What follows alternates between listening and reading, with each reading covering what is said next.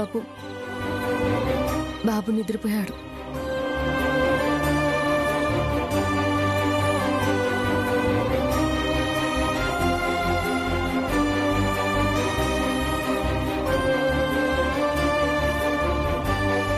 నువ్వు పాట పాడి వీళ్ళ చేత అన్నం తినిపించగలవేమో కానీ అత్తయ్యని మాత్రం బయటికి తీసుకురాలేవు. ఆవిడకి శిక్ష తప్పదు. ఆవిడ జైలు పాలైనందుకు అందరూ నిన్ను ఇంట్లో నుంచి గెంటేయక తప్పదు.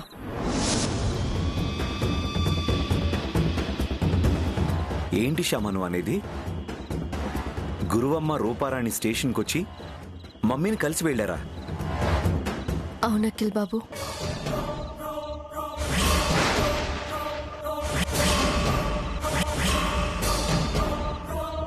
వాళ్ళు పోలీస్ స్టేషన్కి వెళ్ళి అత్తయ్య గారిని ఎందుకు కలిసి ఉంటారు?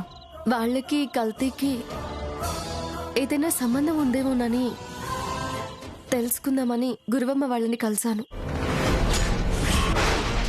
దీనిలో వాళ్ళ హస్తం ఉన్నట్టుగా నాకేం అనిపించలేదు. అత్తయ్య గారికి పరిస్థితి కల్పించింది ఎవరని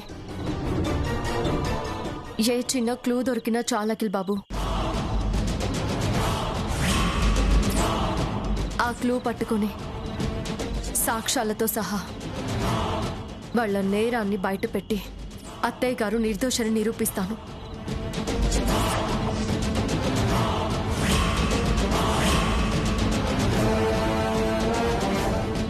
కుట్ర చేసి అత్తయ్య గారిని అరెస్ట్ చేయించిన వాళ్ళకి తగిన శిక్ష పడేలా చేస్తాను.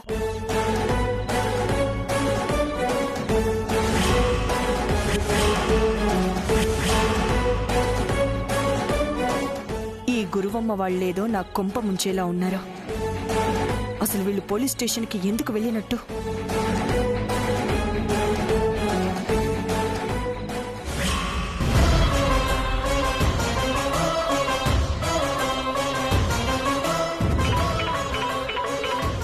ఏంటి ఐశ్వర్య ఈ టైంలో ఫోన్ చేస్తోంది? శ్యామాని గెంటేశారన్న గుడ్ న్యూస్ చెప్తుందేమో. మాట్లాడు మాట్లాడు. హలో, బుద్ధుందా మీకు? కొంచెమైనా కామన్ సెన్స్ ఉందా? ఏంటి ఐశ్వర్య అలా మాట్లాడుతున్నావు? మీరు పోలీస్ స్టేషన్కి వెళ్ళి మా అత్తయ్యని కలిశారంట కదా? అంటే అది ఆ రోజు మమ్మల్ని ఇంట్లోంచి గెంటేసి మీ అత్తయ్య మమ్మల్ని అవమానపరిచింది కదా. అవమానపరిస్తే ఇప్పుడు ఆవిడ పోలీస్ స్టేషన్లో ఉన్నందుకు ఎంత అవమానపడుతుందో చూద్దామని ఏదో పరామర్శించడానికి వెళ్ళాము. ఏడ్చినట్టుంది మీ పరామర్శ. మీరు అక్కడికి వెళ్ళటం వల్ల శ్యామకి మీ మీద అనుమానం వచ్చింది తెలుసా? మీ మీద అనుమానం వస్తే ఆటోమేటిక్గా నా మీద కూడా దానికి అనుమానం వచ్చే ఛాన్స్ ఉంది.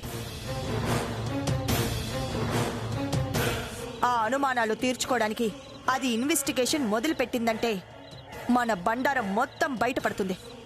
మనం వెళ్ళి జైల్లో పడతాం.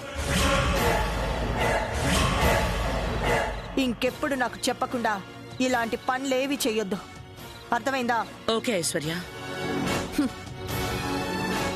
ఇదేంటి మమ్మీ, విషయం బయటపడితే మనం కూడా జైలుకి వెళ్తామా? మనమెందుకు జైలుకెళ్తామే? ఆ ప్లాన్ చేసింది, వాళ్లతో మాట్లాడింది, ఫ్యాక్టరీలో కల్తీ చేయించింది మొత్తం ఐశ్వర్య కదా. అదొక్కతే వెళ్తుంది జైలుకి.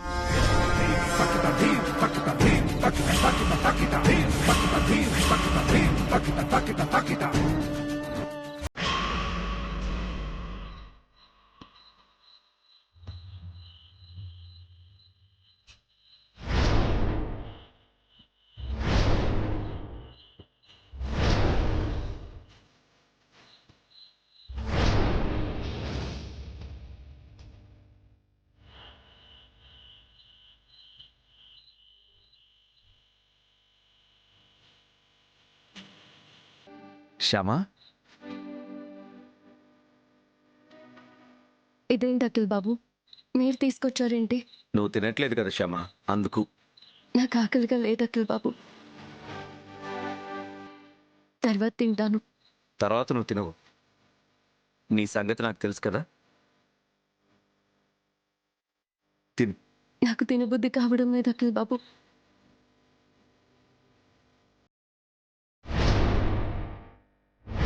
స్టేషన్లో ఉన్న అత్తయ్య గారి రూపమే కళ్ళ ముందు మెదులుతూ ఉంది.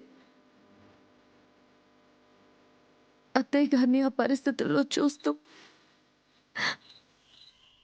నేను తినలేను అఖిల్ బాబు, తినలేను. ఇంట్లో అందరి పరిస్థితి అదే కదా శ్యామ.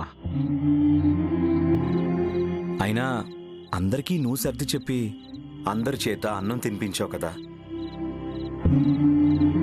అలా అందరి చేత తినిపించిన నువ్వు పస్తులుంటానంటే ఎలా చెప్పు? చూడు ఎంత నీరసంగా ఉన్నావు.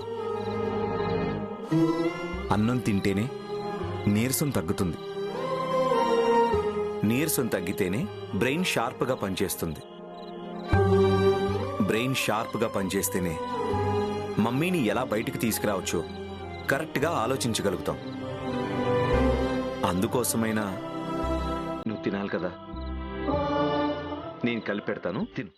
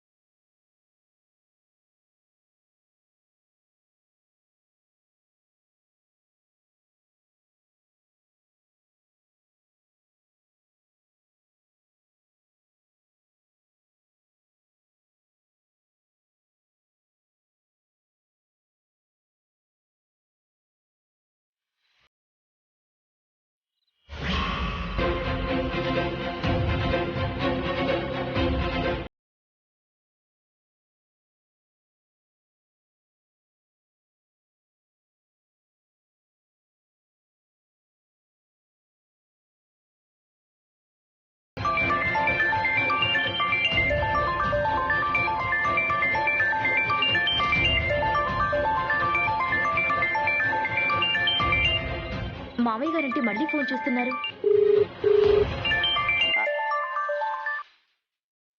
హలో మామయ్య గారు. అమ్మా వైదేహి, మీ అత్తయ్యకి ఇంకా తలనొప్పి తగ్గలేదామా? అంటే అది తలనొప్పి. అత్తయ్య గారు ఫోన్లో ఏం చెప్పారు ఏంటో. ఏంటమ్మా మాట్లాడవేంటి? మీ అత్తయ్యకి ఇంకా తలనొప్పి తగ్గలేదా? అత్తయ్య గారు మీకు ఫోన్ చేస్తారన్నారు మామయ్య గారు. చేశారా? చేసిందమ్మా, మధ్యాహ్నం చేసింది. తలనొప్పి తగ్గిందని చెప్పారా? అలాంటి తలనొప్పులు వస్తుంటాయి పోతుంటాయి అందమ్మా. దాన్ని బట్టి తన తలనొప్పి ఇంకా తగ్గలేదేమో అనిపిస్తోంది. ఇప్పుడు ఎలా ఉంది మీ అత్తయ్య గారికి? ఇప్పుడంటే అది అత్తయ్య గారికి బాగానే ఉంది మామయ్య గారు, బాగానే ఉంది. ఒకసారి తనకు ఫోన్ ఇవ్వమ్మా. ఫోనా? అంటే అది అత్తయ్య గారు పడుకున్నారు మామయ్య గారు. అప్పుడే పడుకుందా? అవును మామయ్య గారు, పడుకున్నారు. ఓహో, అంటే తలనొప్పి ఇంకా తగ్గలేదన్నమాట. అంతే మామయ్య గారు, అంతే. అమ్మా వైదేహి, తనకి తలనొప్పి మాత్రమేనా లేక ఇంకేదైనా ప్రాబ్లం ఉందా? ప్రాబ్లమా? అబ్బే ఇంకేం ప్రాబ్లం లేదు మామయ్య గారు, ఇంకేం ప్రాబ్లం లేదు. తలనొప్పి ఒక్కడే ప్రాబ్లం. ఓకేనమ్మా, రేపు మాట్లాడతానులే మీ అత్తయ్య గారితో. ఉంటానమ్మా. అలాగే మావయ్య గారు, అలాగే.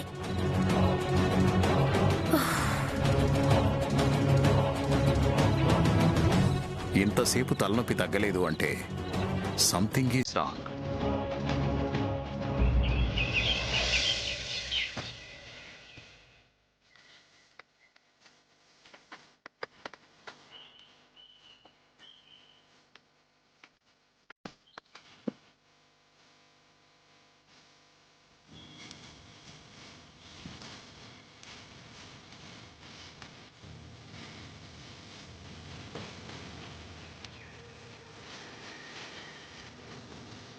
తల్లి, తులసమ్మ తల్లి, మా అత్తయ్య ప్రతిరోజు నిన్ను పూజిస్తుంది. ఆవిడకి ఒంట్లో బాగాలేకపోయినా సరే బలవంతంగా లేచి నీకు పూజ చేస్తుంది. అలాంటి అత్తయ్యకి ఇలాంటి పరిస్థితి వచ్చిందేంటి తల్లి? నిన్ను నిత్యం పూజించే ఆ భక్తురాలిని కాపాడాల్సిన బాధ్యత నీదే తల్లి. మా అత్తయ్య ఈ అపనింద నుంచి బయటపడి నిర్దోషిగా బయటకొచ్చే మార్గాన్ని నువ్వే చూపించాలి తల్లి.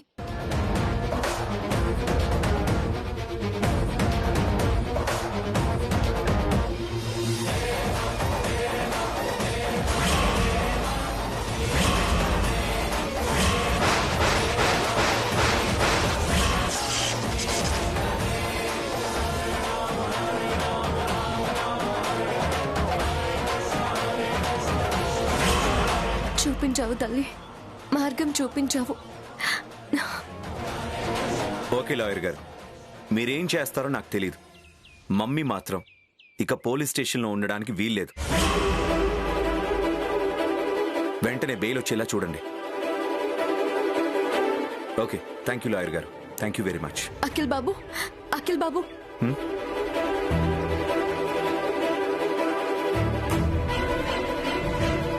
అఖిల్ బాబు, ఏంటి శ్యామా? అసలు దోషుల్ని పట్టుకుని అత్తయ్య గారిని కాపాడుకునే మార్గం మనకి దొరికింది. అవునా? ఏంటా మార్గం? ఆహార పదార్థాలని కల్తీ చేసే ముఠాల గురించి తెలుసుకుంటే మన ఫ్యాక్టరీలో ఎవరు కల్తీ చేశారో తెలుసుకోవడం ఈజీ అవుతుంది.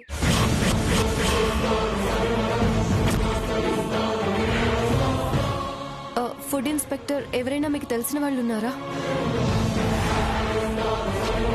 కమిషనర్ గారు నాకు బాగా తెలుసు. ఆయనకి ఫోన్ చేస్తే అడల్ట్రేషన్ గ్యాంగ్స్ గురించి వివరాలు చెప్తారు.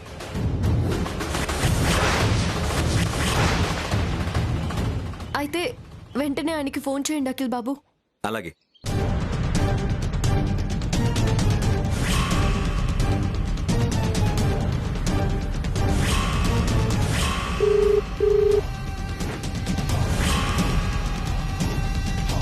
హలో, నమస్తే సార్. నమస్తే అఖిల్ గారు, నేను విన్నది నిజమేనా? అవును సార్, మా కంపెనీ మీద కావాలని ఎవరో కుట్ర చేసి కేసులో ఇరికించారు. దాని నుంచి బయటపడడానికి మీ హెల్ప్ కావాలి సార్. చెప్పండి సార్, నేనేం చేయాలి?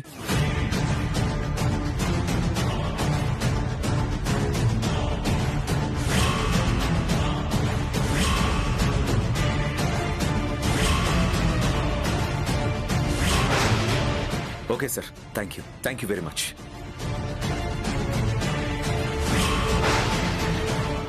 ఏమన్నారు కమిషనర్ గారు? సిటీలో అడల్టరీ చేసే గ్యాంగ్లు ఓ 5-6 ఉన్నాయంట. ఆ డీటెయిల్స్ అన్ని పంపిస్తారన్నారు. ఖచ్చితంగా ఆ గ్యాంగ్లో మనిషే మన ఫ్యాక్టరీలోకి దూరి కల్తీ చేసుంటాడు.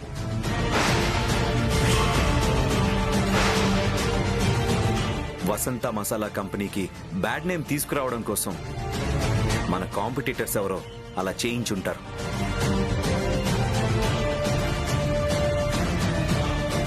వాళ్ళెవరో తెలుసుకుని వాళ్లకు తగిన శిక్ష పడేలా చేయాలి.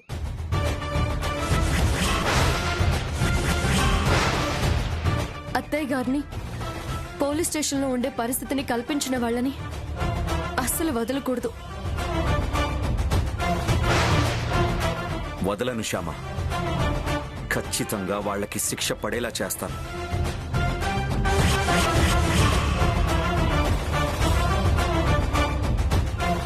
ఇలా కల్తీ చేసిన వాళ్ళకి శిక్షలు చాలా కఠినంగా ఉంటాయంట. కల్తీ సరుకులు అమ్మిన వాళ్ళకి 6 నెలల పాటు జైలు శిక్ష, కొంత ఫైన్ కూడా విధించేవాళ్లంట ఇంతకుముందు. 2015లో పార్లమెంట్లో కొత్త బిల్లు ప్రవేశపెట్టి ఐపీసీ సెక్షన్ 272, 273కి అమెండ్మెంట్ చేశారట. ఆ అమెండ్మెంట్ ప్రకారం కల్తీ చేసిన వాళ్ళకి, కల్తీ వస్తువులు అమ్మిన వాళ్ళకి యావజ్జీవ కారాగార శిక్షతో పాటు 50 లక్షల రూపాయల ఫైన్ కూడా వేస్తారంట. ఆ వివరాలన్నీ ఇప్పుడే కమిషనర్ గారు చెప్పారు.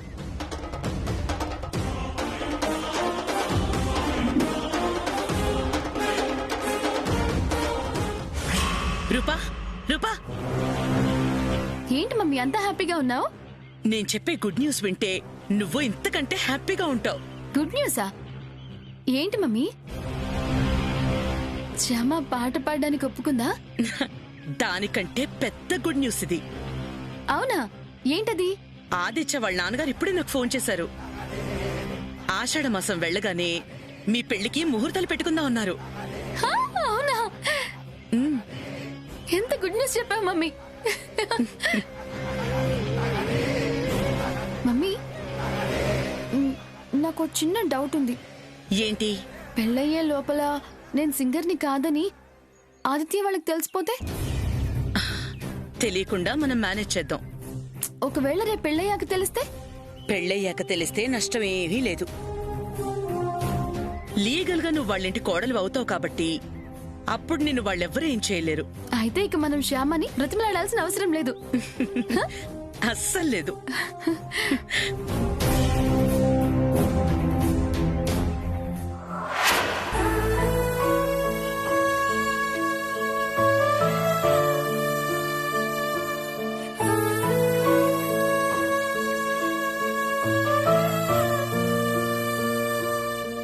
ఏంటి అఖిల్ బాబు, కమిషనర్ గారు ఇంకా ఫోన్ చేయలేదేంటి?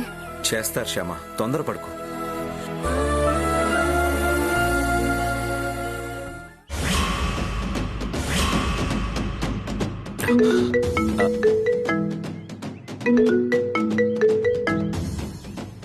ఇదిగో కమిషనర్ గారే చేస్తున్నారు. Hello sir. హలో అఖిల్ గారు, చెప్పండి సార్. అలా కల్తీ చేసే గ్యాంగులు సిటీలో 7 గ్యాంగులు ఉన్నాయి సార్.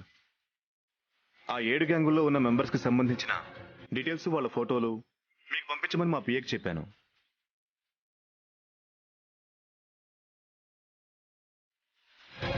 మీకు ఒక 10 మినిట్స్లో వాళ్ళ ఫోటోస్ వస్తాయి. Thank you sir. ఖచ్చితంగా వాళ్ళలో ఎవరో ఒకళ్ళు మీ ఫ్యాక్టరీలో కల్తీ చేస్తుంటారు. వాడిని కనుక మీ స్టాఫ్లో ఎవరైనా గుర్తుపట్టగలిగారంటే అతన్ని పట్టుకోవడం మాకు చాలా ఈజీ అవుతుంది. Okay sir. Thank you very much. You are most welcome sir. ఒక 10 మినిట్స్ లో ఆ గ్యాంగ్ కి సంబంధించిన ఫోటోలన్నీ మనకు పంపిస్తానన్నారు కమిషనర్ గారు.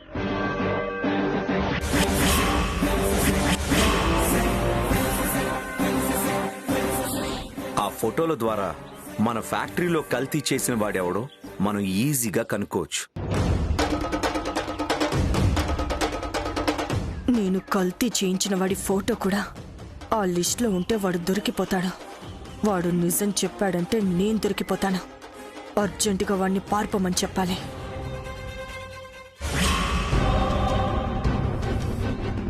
రత్తమ్మ, ఈ సిటీలో కల్తీ ముఠా చేసే వాళ్ళ ఫోటోలన్నీ కమిషనర్ గారు మాకు పంపించారు. ఆ ఫోటోల్లో ఆ రోజు మన ఫ్యాక్టరీకి వచ్చిన వాడి ఫోటో కూడా ఉందేమో చూడు. అలాగేనమ్మా.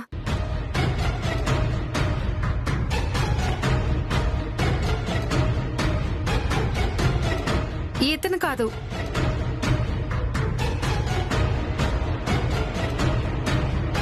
ఇతను కూడా కాదు,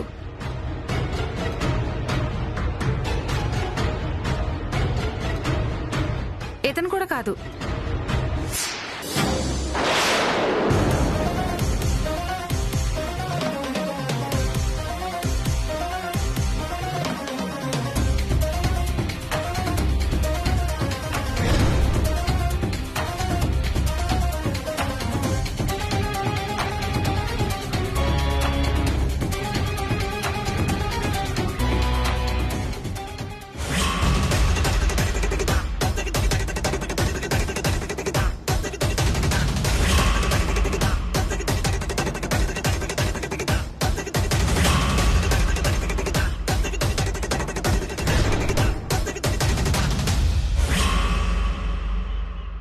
ఇతనేనమ్మా, ఇతనే.